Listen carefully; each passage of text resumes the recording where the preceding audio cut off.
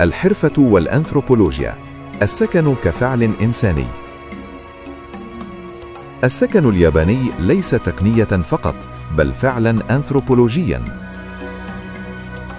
البيت هو انعكاس لعلاقة الإنسان بالمكان، تواضع أمام الطبيعة بدل السيادة عليها.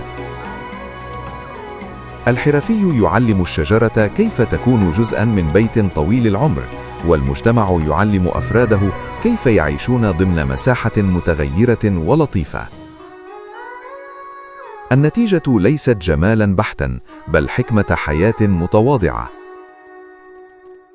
في الخاتمة، فلسفة العطاء. العمارة اليابانية تعلمنا درساً مهماً: أن نبني للناس لا للأبصار، أن نمنح المواد حقها من الاحترام، وأن نخلق فراغات تعطي الوقت والمعنى، أن نضع حدوداً مرنة لا جدرانا صارمة، أن نعتبر المناخ شريكاً لا مختبراً يجب التغلب عليه.